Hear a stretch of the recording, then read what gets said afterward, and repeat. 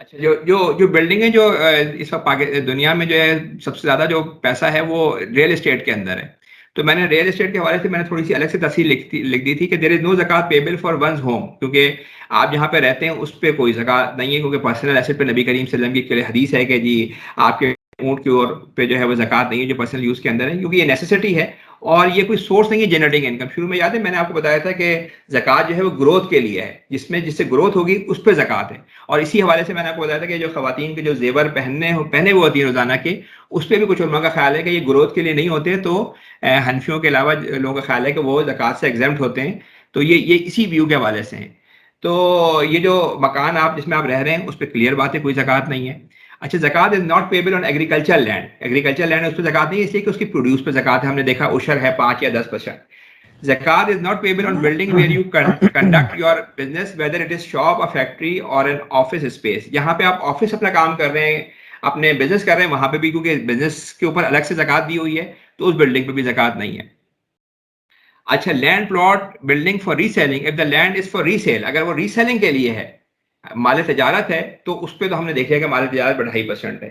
لیکن اس پہ میں نے آپ کو ایک ویو بتایا تھا کہ جو ابن عقیل اور ابن عربی ہیں ان کا ویو یہ تھا کہ اگر آپ نے تجارت پہ دی ہوئی ہے کوئی چیز کرائے پہ اور آپ کے پرسنل استعمال میں نہیں، تو پورے ایسٹ پہ آپ کو 2.5% دینی ہوگی. لیکن بات اس میں یہ ہے کہ اس میں جو یوسف القرضاوی کا ویو بڑا صحیح ہے کہ یہ عامل پیداوار ہے، کہ جس سے آپ کرایہ لے رہے ہیں تو اس کرائے پہ اسی چیز کا کی انالوجی لگے گی، اسی چیز کا قیاس لگے گا. کس چیز کا؟ کہ جو آپ کی ایگریکلچر پروڈیوس ہے. کیونکہ 2 طرح کے ایسٹس ہیں نا، ایک وہ ہیں کہ جو خود جس پہ زکات ہے، جیسے منی ہو گیا، جیسے سونا ہو گیا، کرنسی ہو گئی، مال تجارت ہو گئی، کیونکہ اس پہ خود پہ زکات ہے. اور ایک وہ ہیں جو عامل پیداوار جو پروڈیوس کر رہے ہیں، یعنی جو جیسے آپ کی جو ایگریکلچر لینڈ ہے وہ پروڈیوس کر رہی ہے، تو اسی کا اطلاق اس پہ ہونا چاہیے. جو انڈسٹریل آپ کی پروڈکشن ہے یا جو آپ کی ریئل اسٹیٹ ہے، یہ کیسے ہو سکتا ہے کہ اب زیادہ تر دولت جمع ساری انڈسٹریل پروڈکشن کے اندر ہو، یا زیادہ دولت جمع ہو اس کے اندر ریئل اسٹیٹ کے اندر ہو، اور آپ کہیں کہ اس پہ تو زکات نہیں ہے، مگر کسان جو ہے وہ اتنی فصل بھی اگائے گا اس کے اوپر زکات دینی ہوگی. تو اللہ تعالیٰ نے یعنی جس طرح سے پہلے چیزوں پہ اجتہاد ہوتا رہا ہے، اس پہ اس طرح سے ڈاکٹر یہ جو یوسف القرضاوی ہیں جنہوں نے سب سے میجر کام کیا ہوا ہے، ان کا یہ ویو ہے کہ اس چیز کے اوپر بھی آپ کو اسی طریقے سے زکات دینی چاہیے جس طرح سے ایگریکلچر لینڈ کے اوپر ہے. ارن انکم. اچھا، اس میں اسی طرح کی ایک مثال وہ ہوتی ہے کہ جیسے جو پروفیشنل ہوتے ہیں، ایک دوسرا بڑا وہ ہے کہ جو پروفیشنلز ہیں، جیسے ڈاکٹرز ہیں جو یا لائرز ہیں، سروس سیکٹر جو ہے ہمارا، اس پہ کیا پوزیشن ہے؟ کیونکہ اس پہ بھی جو ہے وہ آپ یہ کہتے ہیں کہ اگر ان کے جو ہے وہ مال ایک ہمارا یعنی یہاں پہ ویو یہ ہے کہ ایک سال اگر جو مال آئے گا وہ ایک سال تک جمع رہے گا، اس پہ زکات ہوگی. لیکن یہ کہ اگر کوئی بندہ یہ کہ وہ کیا کہتے ہیں کمائے اور پورا خرچ کر دے تو سال کے آخر میں تو کچھ بھی نہیں بچے گا.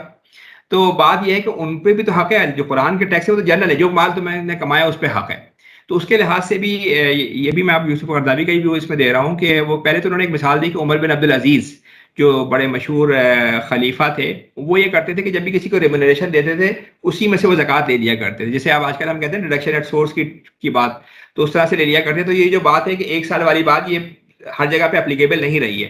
اور جو آج کل کے حالات ہیں جس کے اندر سب سے زیادہ کمائی لوگ پروفیشنلز ہیں، تو ان کا وہی یہ شیخ محمد الغزالی ایک بڑے مشہور وہ ہیں، اور Yusuf al Qaradawi both discuss this matter in detail and the conclusion is that whoever has an income equal to that of zakatable farmer must be subject to zakat on equal footing regardless of capital and related condition. Consequentially, in their opinion, physician, lawyers and other professionals are subject to zakat on their income for the following 2 reasons. کیا انہوں نے 2 reason دیے؟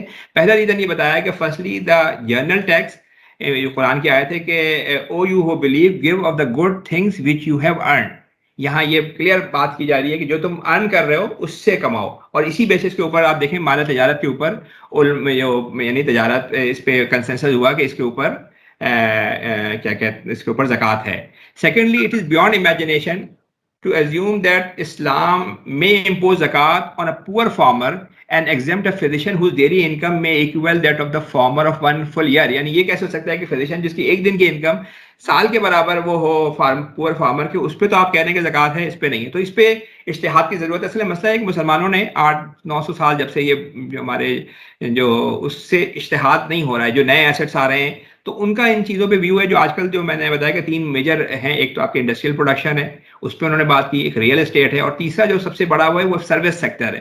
ان تینوں sectors پہ ان کا view یہ ہے کہ جی اس پہ آپ وہی ویو لیں گے کہ جو ایگریکلچر کے اوپر ہے، اور وہی چیز اپلائی کر کے آپ زکات دیں گے، کیونکہ قرآن کے جنرل ٹیکس بالکل کلیئر ہیں کہ جو تم کما رہے ہو اس کے اوپر جو ہے وہ زکات آپ کو دینی ہے.